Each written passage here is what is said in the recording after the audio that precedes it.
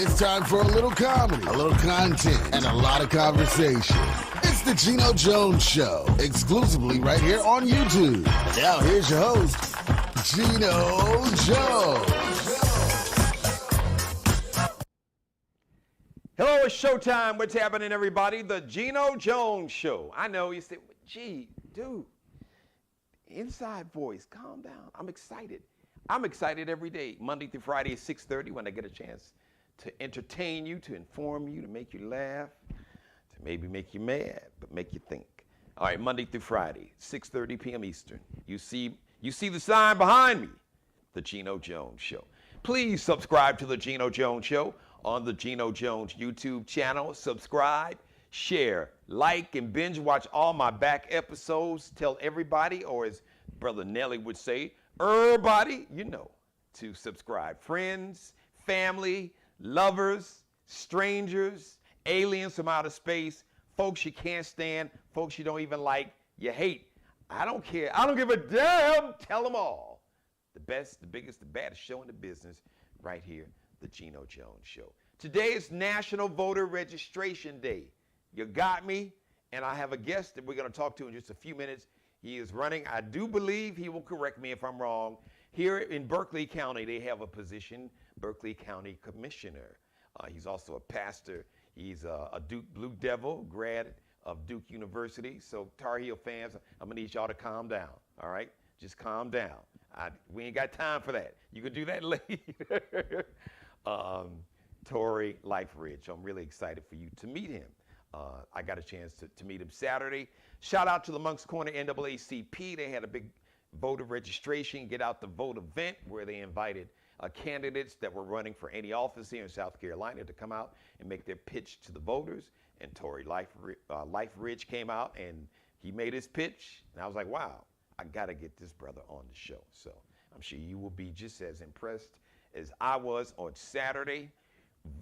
National Voter Registration Day. I've been saying it virtually every day. The countdown, 49 days. So we have less than 50 days until Election Day, 7 weeks from today, Tuesday, November 8th. If you have not registered to vote, okay, listen, let me explain something to you. And I also need you to check your voter registration status, yes? Check your voter registration status. If you've already registered to vote, check it anyway, because a lot of states are playing funny games. People that have been on the voter registration rolls for 10, 15, 20, 30, 40 years, 50 years. All of a sudden, they're not on the voter registration rolls, okay? People don't want you to vote. So when I hear my vote doesn't matter, if your vote did not matter, why is it that so many people are working so hard and trying to rig the game and rig elections and do everything they can to keep you from voting? Just think about that. Anytime anybody is working so hard to keep something from you, you gotta use some critical thinking and ask yourself, well, damn, what is it that they want? What is it that they don't want me to do or see or find out about? Or maybe I have this great power that I have every election day and they don't want me to use it because they want to misuse my power by me not using my power of the vote. They can take my power from me and misuse it and misuse me. Just something for you to think about. All right, but I'm just going to say this. I'm going to say this again. I'm not a student of history, but you know, I've always liked to read. My mother would tell you I would sit around in the wintertime in Chicago, too much snow on the ground and too cold to go outside and play. If I was curious about a word, she had, as a matter of fact, these were her encyclopedias. So they were older World Book Encyclopedia.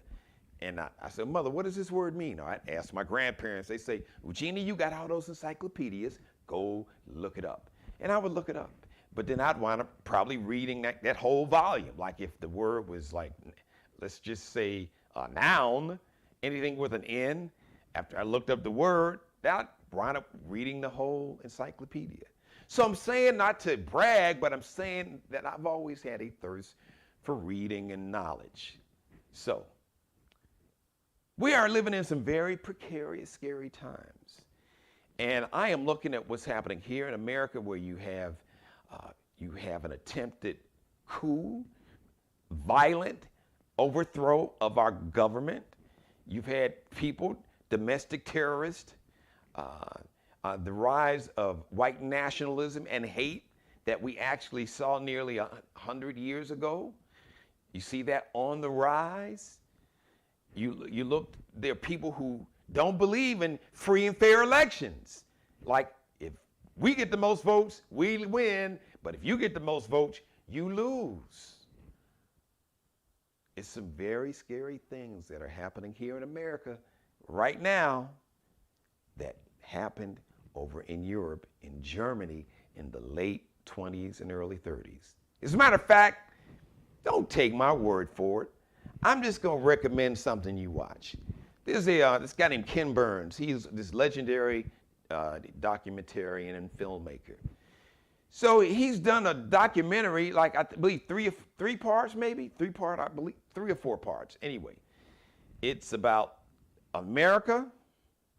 I can't think of the exact title. It's something to the effect, the United States and Nazis. Now, even though you had Nazis that were in America, absolutely you did.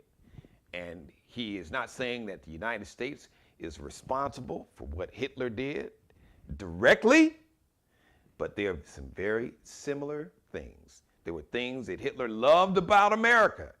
He loved the way they were violent toward the Native American people and literally violently kicked them off their own land and put them on reservations. He really admired the way that the racist Jim Crow laws. As a matter of fact, Hitler created something called the Nuremberg laws. Where did he get the idea for the Nuremberg laws? America's Jim Crow laws. Hitler was like, if they can use those laws to oppress and to mistreat and to subjugate black people and Native Americans, I can create the same kind of laws to oppress Jews over here in Germany and Europe. Not my opinion, fact. Eugenics, this pseudoscience that the white Aryan race is superior mentally and physically and all that.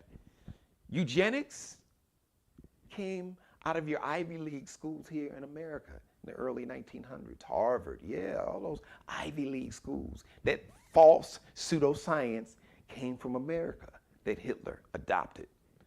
So why am I saying all that?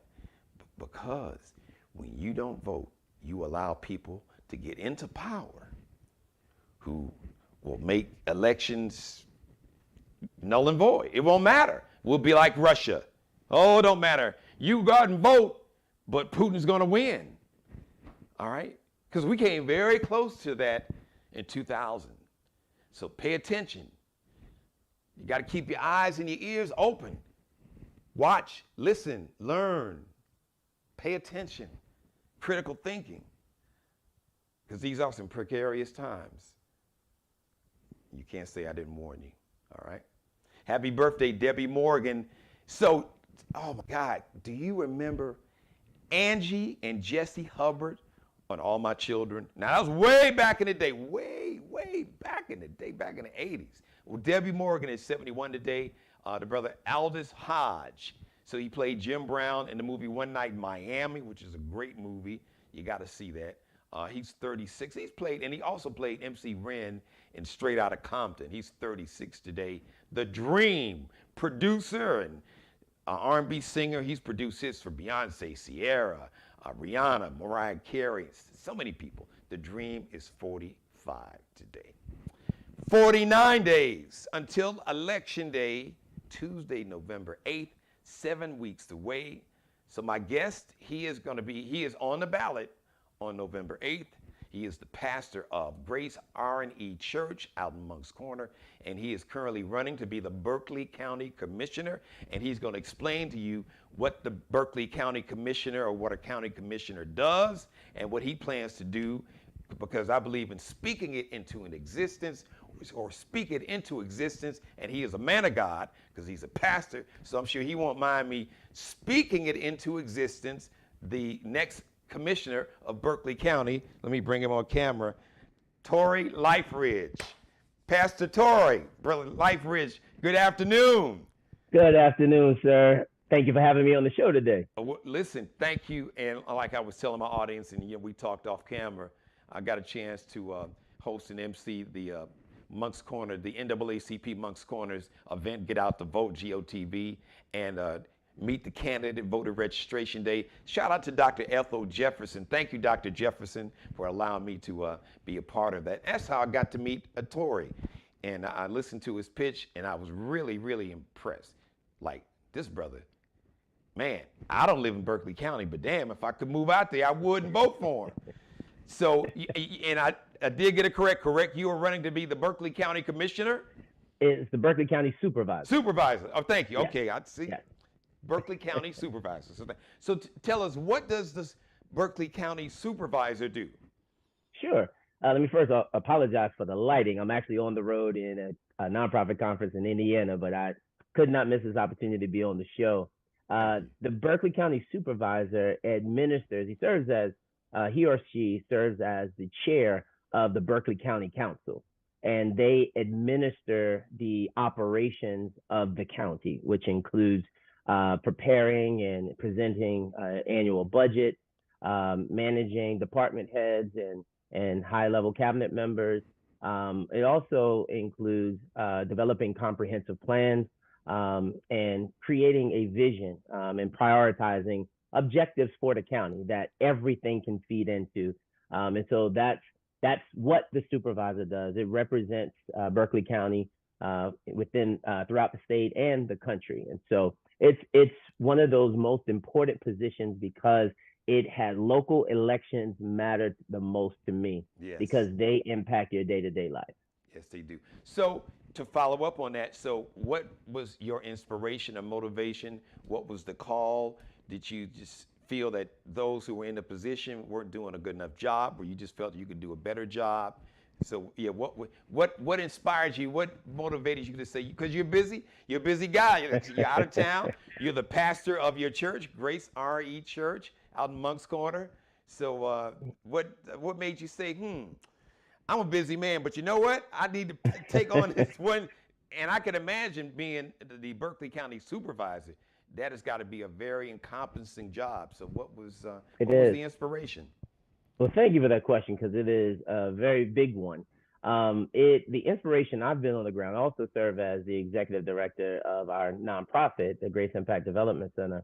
And I believe myself to be a community pastor. I believe in community work, community development, empowering communities, especially vulnerable communities throughout our county. And I've been doing that work here for the past 9 years, and seeing the needs and working with people. You can see the growing disconnect between those who are in the positions of power and the things that they prioritize. You know, I can say it as clear as day because people know it. We live in a county that is run by a good old boy network, and it's been run that way for decades. And so what they count on, and something that you mentioned in your intro, they count on us not getting out to vote, not exercising our right to vote. And it's our apathy that continues to keep them in power. And so seeing the things, to be quite honest, because we tried to work with the previous supervisor and he took our vote for granted, we had to prove a lesson to him that our votes mattered. So we organized. I actually supported and campaigned for and organized people to make sure that we got our current supervisor in office. However, he has not come through with delivering on what we talked about prior to the election. And so it's the same old where, you know, they use you to get in, and then once they get in, they feel like they can take you for granted and forget about you. And so, you know, I said I wasn't going to run for office again because I do a lot of work behind the scenes. However, given this time and the calls of people, a diverse group of people, I'm talking white, black, Republican, old and young, who have asked and urged me to reconsider running for this election. And you know, after praying about it, I feel like sometimes you have to. And for me, everything I do to win. But sometimes the win is showing our people that, yes, we can defy the odds and we can pay the $7,416 to file for this election to actually show that there are people who are willing to challenge the status quo and try to represent the people in local government. So, Tori, if we were to take a trip around Berkeley County and try to target folks who don't follow politics because they have lives, they got families, they got kids, they're working 2, 3 jobs. They're just, as they say, trying to make ends meet. They're trying to make sure they can, all right, I got to make sure that I got to stretch this money. Can I pay the light bill, the gas bill, or, you know, my mom or dad, they got diabetes, I got to give them some money to help them out. So if we were to go into like the neighborhood barber shop or the hair salon, and brothers and sisters said, okay, Mr. Life Ridge, if I vote for you, how is my life going to change, and put it in a way that I can understand it, because I don't really follow politics, because I don't think politics is going to make a big difference in my life, and ain't nothing going to change, so why should I even vote? What would the conversation be? Well, we've been having those conversations, and here's what I would say. The first step is to recognize and understand the system that's at play, right? Because, you know, as a supervisor alone, I cannot make all of the necessary changes in Berkeley County because we still have to work through a council. And so education is an important part of the communities, you know, that are served, so that they can understand exactly how the system works. That's why we have to vote not only for supervisor, we have to run candidates and vote for county council to help, you know, effectively bring about change. But in my administration, here's some of the tangible things that they will see. My platform is about truth, trust, and transparency. I believe that people can be empowered when they are given facts, when they are spoken the truth, and that actually helps to build more trust between local government and the people, and transparency. So right now, there are so many things. As of the last time I checked, the new budget for this year that was passed back in, I believe it had to be passed by the end of June, it still has not been updated on the county website. Why is that? Because they know it's an election year. And I have people, because I have been advocating in years past, and they know we're going to pick that budget apart, and we expose it, and we show the people how the taxpayer dollars are being spent. As an example, and this is what would matter to my brother or sister in the barbershop or beauty salon. You know, there are people, they have friends, family, cousins who may live in rural Berkeley County, right? Berkeley County is comprised of many different areas, and they all have different needs.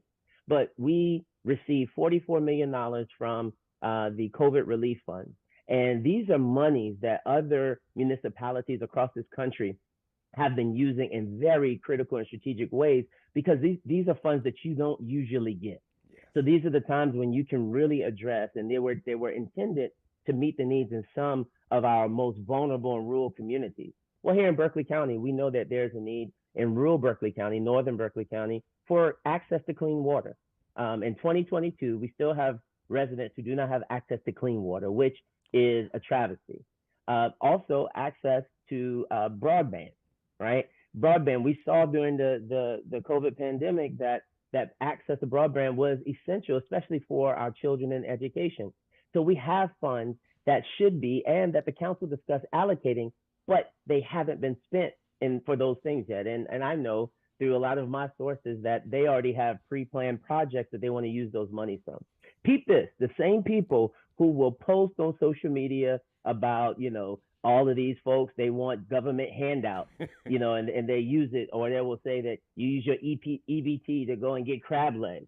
These are the same people who are using a government handout to do their own pet and personal projects instead of meeting the basic needs of the people. And so that is how our administration will be different. And that's why it's so critical. We're in a critical time in our county where we need true leadership to actually set a vision that's based on prioritizing the needs of the people. And that's all people.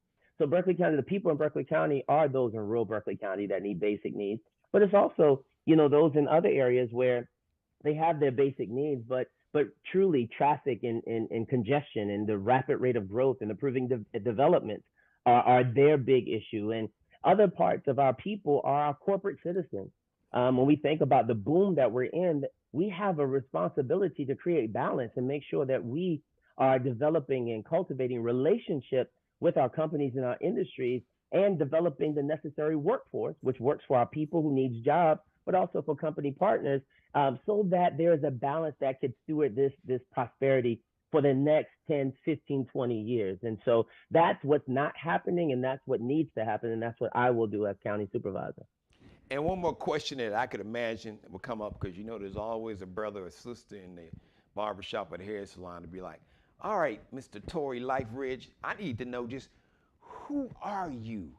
Tell me your story. So share your story with us and what got you from where you were, born in Brooklyn, raised in Moncks Corner, to where you are now. Sure, sure. So again, born in Brooklyn, but we moved down when I was about 3 years old. I raised in Moncks Corner, graduate of Berkeley High School. We were a state championship football team. I was blessed to receive a scholarship to Duke University. Well, wait, don't run by that so fast. So what position did you play? I played tight end and linebacker in high school. Okay. Yes, and got an athletic scholarship to play at Duke. Yes, sir. Okay. Athletic scholarship to play at Duke for a 4-year ride, which was a blessing. Because at that point in life, I was going to the league, and get rich and just be that dude. But for sure, God had other plans, but I was blessed with a world-class education and friends and networks that still are established this day. And then from there, I entered the professional world, but discerned a call to ministry, and I went to Wesley Theological Seminary in Washington, D.C., where I got my Master of Divinity, pastored a church in Baltimore, rejoined my pastor, and did ministry in Harlem, New York, for 5 years, which was phenomenal. 10,000 member church, so got a chance to do ministry at a high level. And then came back home. My mother was diagnosed with cancer, and I hadn't been back home for long. And so my wife and I, we were going to come for a year and transition year and make sure she's good. And then we were going out to California and just start something new. But as I got back home and saw the need and the conditions, it was evident that we were home for a reason. Okay. And so I spent the past 9 years doing work in the community. And we were blessed. I passed the Grace Reformed Episcopal Church, huge blessing, and was able to inspire and give a vision to actually pour our resources back into the community. And through that, we were able to seed our nonprofit, the Grace Impact Development Center, which focuses on affordable housing, workforce development, health, and education. We've done tremendous work, and it's because of that work that I'm actually in Indiana right now. We became part of a 10-member cohort with Habitat for Humanity International. And it's a 5-year experiment where we got access to a major grant to do the community impact work that we set out to do. And so when it comes to casting a vision, because one of the questions I get as well is, well, how are you qualified to be a county supervisor? You're just a pastor. Well, I share all of that because the major assets that a county supervisor needs to have is capacity to develop comprehensive large-scale plans, capacity to manage people, and a capacity to inspire, casting vision and inspiring people to actually work towards that vision and be able to communicate that effectively to people so that there is no divide or barrier between what is happening at the local government level and how the people are able to engage that. And so that's what I do. That's what I've been blessed to do. The past county supervisors have been, recreation, city administration, a lawyer, a manager. So it's not about that. This is about, do you have the skills and capacity to actually lead, effectively lead and manage and operate the county? And I know that I do. Tori, you were talking about your mom. Is your mom still with us? Yes, she's still with. She's in full remission and doing well. Thank you for asking. Beautiful. Let's give her a shout out, man. My mom is watching too. So listen, I'm all about mom. Listen, I am a mama's boy. So shout out to my mother, Edith Liferidge.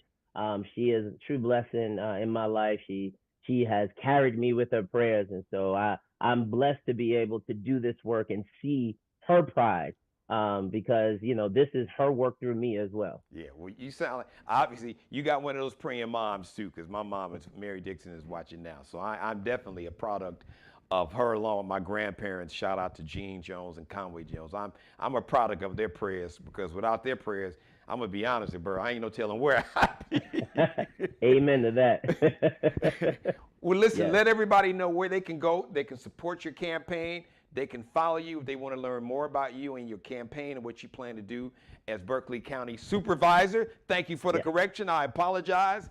Let everybody know what all your social media and your website, any other sites where they can go and get some more information on you. Absolutely. So you can get more information about us. Follow us on Facebook at LifeRidge 4, the number 4 BC Supervisor. You can email us at liferidge4bcsupervisor@gmail.com. You can call us 843-900-0103. Our website should be finished by the end of this week, so we're going to be launching that.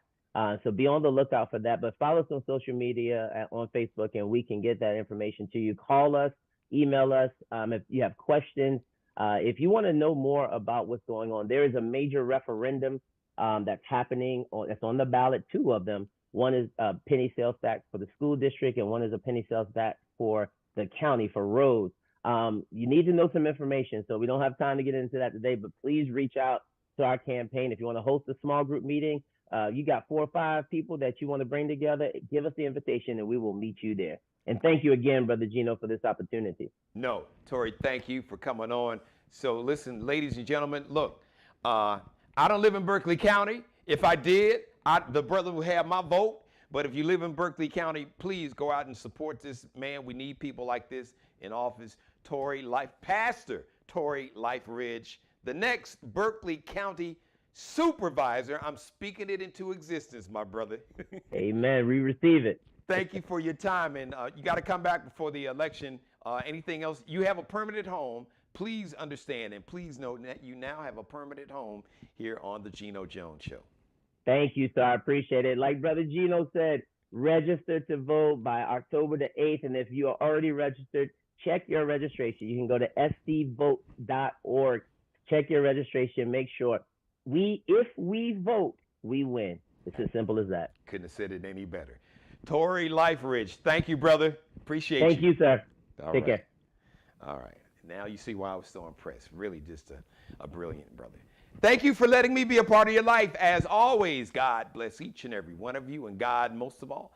Thank you for letting me do the Geno Jones Show. I come to you live Monday through Friday, 6:30 p.m. Eastern. A programming note, this Thursday, we will come on 2 hours early, 4:30. As a matter of fact, I have a major event I will be attending. I will get a chance to meet Congressman Jim Clyburn. I'll tell you all about that like on Monday next week. So this Friday, programming note, the Geno Jones Show, 2 hour earlier start time, 4:30 p.m. Eastern time. But normally Monday through Friday, 6:30 p.m. Eastern. Shout out to Mr. Markel Bailey. I'm fresh out of the chair, fresh out of the barber chair in front of the camera. He is the official barber and hairstylist for the Geno Jones Show. He is the CEO of Designer Cuts in Goose Creek. You can check him out on Instagram, Kel B Cutting Up, KELBECUTTINUP. Allie Jones, the drip director, as I like to call her, the official wardrobe consultant and stylist for the Geno Jones Show. You can check her out on Instagram. It's L like Lexi, X like extra, dot, N like Nanette, C like Charlie, L like Lexi underscores. That's LX.NCL underscore. I want to thank everybody for watching. Everybody that's watching me live in real time, thank you. Everybody that's watching me, well, after the show goes off. So if you're watching me on demand, you've gone to my YouTube channel and you're binge watching this episode, binge watch them all. But I want to thank you for watching this one. You can do it if you missed the show live. Don't worry, you can always go to my YouTube channel and watch any and every episode that you might have missed. Mother, thank you for watching. I love you more than life itself, and I love each and every one of you, and especially you for watching. Wednesday, Working Divas Wednesday, 6:30 p.m. live, me and you. Until then, as I like to say, always be blessed, pray for peace, and thanks for watching. Subscribe and tune in to the next episode of The Geno Jones Show, exclusively right here on YouTube.